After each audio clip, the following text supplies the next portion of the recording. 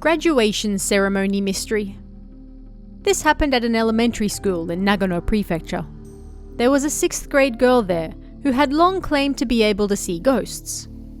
Whenever she visited a cemetery, she would say that she could see fireballs floating in the air, or she could see numerous faces of dead people near the tombstones. It was a village in the mountains, so even now there were houses with thatched roofs. And above those roofs, she could sometimes see a faint light.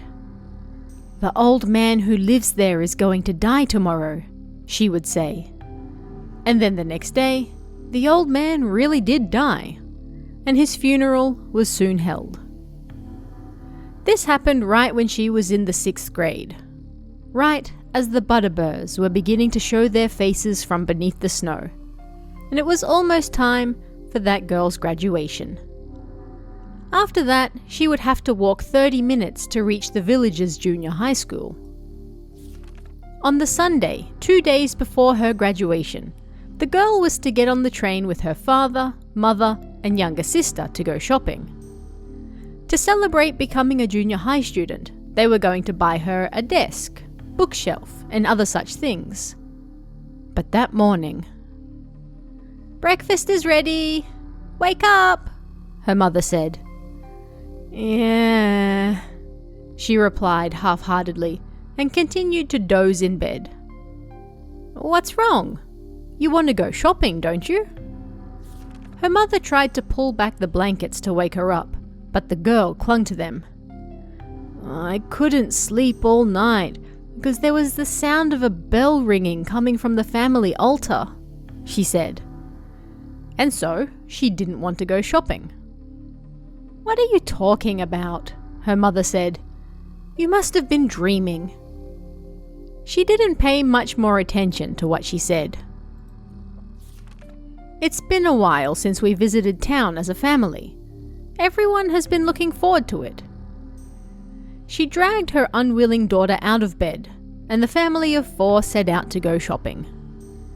They bought her a desk at the department store, ordered a bookshelf, and when they checked the time, it was close to lunch. "I'm hungry," the younger sister in the 2nd grade said. "Eel isn't bad once in a while. Why don't we have that?" their father said, and took them to the best eel restaurant in town. They sat down and ordered some eel and rice. Before long, they heard the sound of a bell being hit coming from somewhere. "Ah, that's the same sound I heard last night," the girl said. "Today is the 1 million prayer day at the nearby temple," the woman from the eel restaurant said. "The elderly women gather and hit the bell and pass around large prayer beads while holding a service for their ancestors." When they were done eating and paid the bill, the girl stood up first and went outside. And then, suddenly, a small truck ran onto the footpath. "Ah, look out!" Before anyone could even scream, the truck hit the girl and crashed into a hardware store, making a tremendous noise. Everyone started running around in a panic. The girl was quickly taken to the prefectural hospital in an ambulance, but she died instantly, and they weren't able to do anything for her. Because of the temple's availability, the girl's funeral was held on the same day as her graduation ceremony. Her wake was held the night before, and her homeroom teacher, vice principal, and friends from class all showed up. Her teacher turned to the photo of the girl displayed on the coffin altar and said, "I'll receive your graduation certificate for you, okay?" Rubbing his eyes over and over. Dawn broke, and on the morning of her funeral, there was a clear blue sky.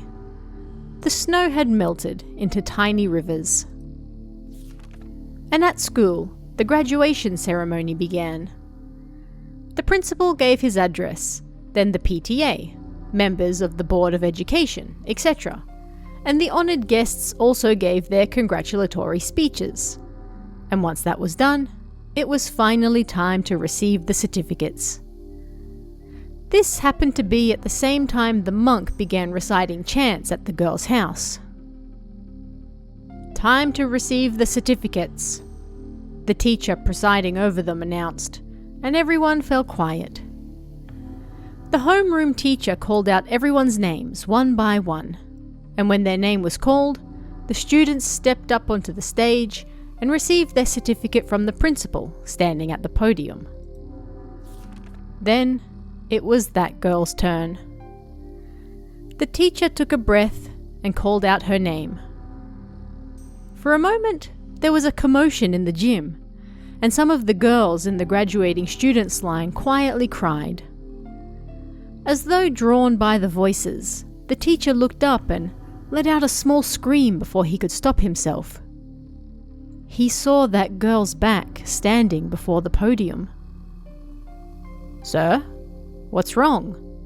the teacher in charge asked. He came back to his senses, and when he looked again, the girl was gone. Then the gym doors creaked. The students turned around.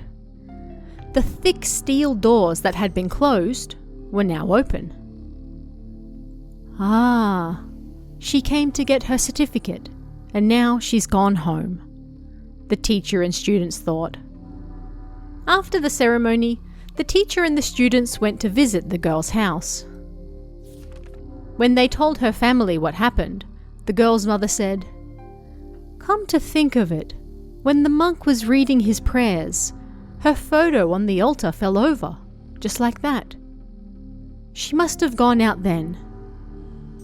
She did have a strong sixth sense. She knew upon hearing the bells the night before that she would die. If I didn't drag her out of bed then..."